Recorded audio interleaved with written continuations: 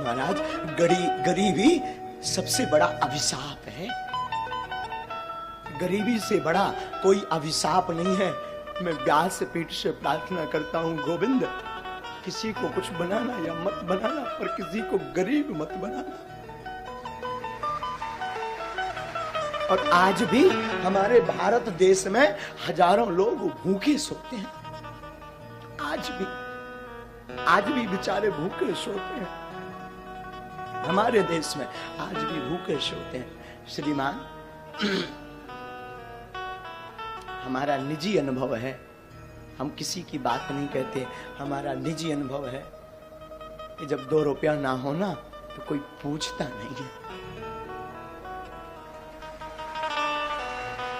और कोई उधार नहीं देता। इसलिए नहीं देता क्योंकि ये चुका नहीं पाएगा। बड़े लोगों को ही उधारी मिलती है, गरीबों का तो सिर्फ परमात्मा होता है।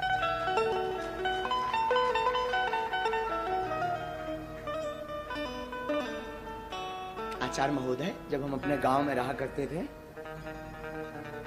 तो हम अपने गांव में भीख मांगते थे। 8 साल तक हमने भीख मांगी। और एक बार की घटना बहुत झंझोर थी, चूंकि पर वो रह नहीं पाते हम उसे कहे बिना। बचपन में हमारी अवस्था जब 9 साल की थी तो हमें वृंदावन जाना था पढ़ने के लिए। हमारे पिताजी कुछ करते नहीं थे, गांव के हम ब्राह्मण थे, तो भीख मांग करके हम अपना जीवन चलाते थे पूरे परिवार का। और वृंदावन जाने के लिए हमारे पास उस वक्त 1000 रुपए किराया ना रहे।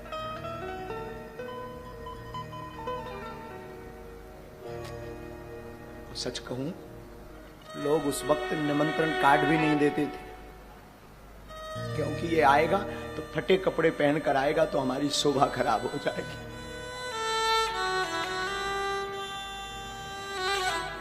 श्रीमान, 2000 रुपया किराया नहीं मिला था हमें वृंदावन जाने के लिए, क्योंकि लोग इसलिए नहीं देते थे क्योंकि ये चुका नहीं पाएंगे। हमारी माँ ने हमेशा इस दास को जीना सिखाया। माँ और हमारे गुरुदेव कहा करते थे, बेटा जगत साथ दे या ना दे, पर गोविंद के सहारे तुम डटे रहना, गोविंद सहारा जरूर देंगे। और आज हनुमान जी ने ऐसा हाथ पकड़ा, आज हनुमान जी ने ऐसा हाथ पकड़ा कि जो लोग कल किराया नहीं देते थे वही लोग आज टोकन लेने की लाइन में खड़े 6-6 महीना। और बड़ी बात, जिस वृंदावन में हमें कथा सीखने जाना था उसी वृंदावन में हनुमान जी ने बास दे दिया, आश्रम बनवाना शुरू कर दिया।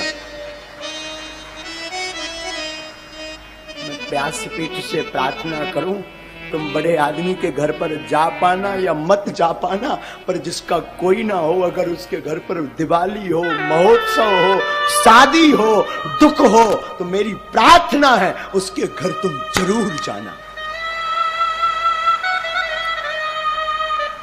और आसपास उनकी सहायता जरूर करना जिनका कोई ना हो, क्योंकि बड़े आदमियों के तो हजारों रिश्ते होते हैं, 50 लोग सिंपैथी दिखाते हैं, भावनाएं अपनी प्रस्तुत करते हैं, पर गरीब के सामने ना कोई भावनाएं प्रस्तुत करता है ना भाव दिखाता है। गरीब के सामने तो सिर्फ गोविंद रहता है। पर तुम गोविंद बनने का नहीं सही, पर गोविंद का दास बनने का प्रयास करना,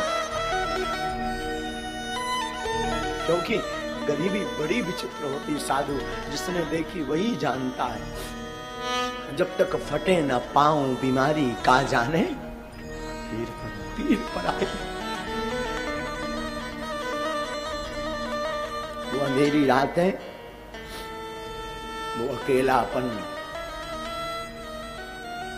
वो लोगों की अवहेलनाएं। बड़े लोगों का लड़का अनार कर दे तो वो बड़े हैं, छोटों का कर दे तो अपराध है, छोटों का करे तो अपराध है।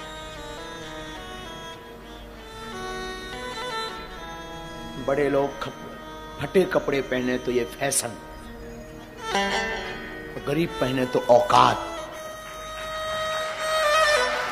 कि हमारे देश की दुर्दशा। बड़ा आदमी जमीन पर बैठे, बड़ा आदमी जमीन पर बैठे तो बड़े हृदय दिल का, और गरीब बैठे तो ये उसकी औकात। द्विपक्षीय हमारा देश है, द्विपक्षीय, तो द्विपक्षीय हमारा देश है। इसलिए बागेश्वर धाम की व्यासपीठ को हमने इसीलिए सिर्फ और सिर्फ उनके लिए खोल रखा जिसका कोई नहीं है। और हम हमेशा बोलते हैं हमारे तन में जब तक प्राण रहेंगे, हमारे तन में, तब तक भागवत से या धाम बागेश्वर धाम पर दरबार जो लगता है उससे जो भी चढ़ोतरी आती है, हम कहते आपकी बेटियां आपको बोझ नहीं बनेगी, बेझिझक हमारे धाम आ जाना, पूरे बिगाड़ का खर्चा बागेश्वर धाम लेगा। तो कोई सहारा दे या ना दे, तुम आ जाना बेझिझक। तुम्हारे हनुमान जी बाप का घर है बागेश्वर धाम, बेझिझक आना।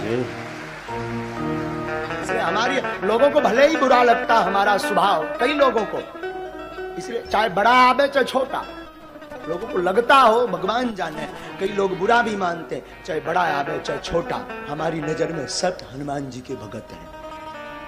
हमें ना बड़ा है ना छोटा, क्योंकि ना दक्षिणा लेते हैं तो हमारे लिए ना कोई बड़ा है। जिसे दक्षिणा चाहिए हो, जिसे यश चाहिए हो, जिसे पद चाहिए हो, उसके लिए बड़ा छोटा। हमें तो एक ही पद चाहिए, एक ही दक्षिणा चाहिए, एक ही नाम चाहिए, वो हनुमान नाम रूपी चाहिए। फिर क्या मतलब बड़ा या छोटा।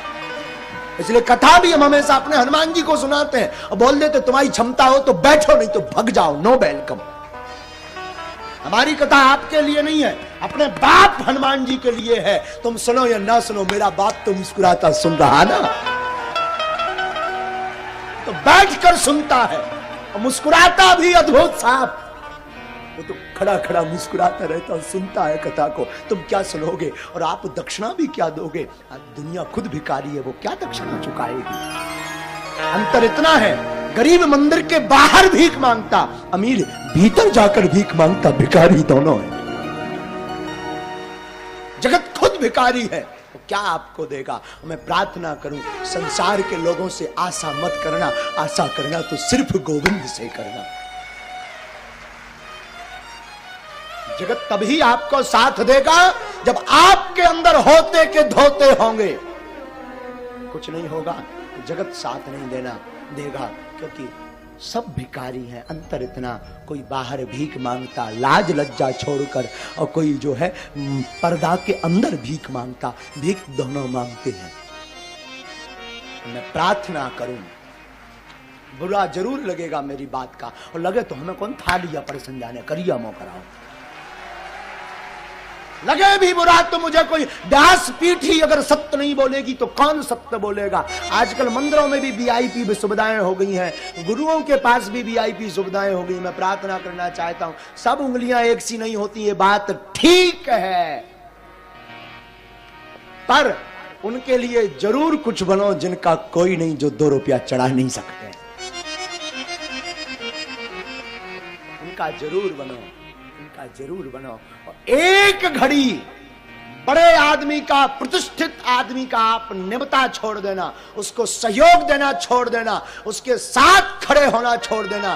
पर मैं प्रार्थना करूं, I request all of you, उस गरीब का साथ देना मत छोड़ना जिसका कोई ना हो।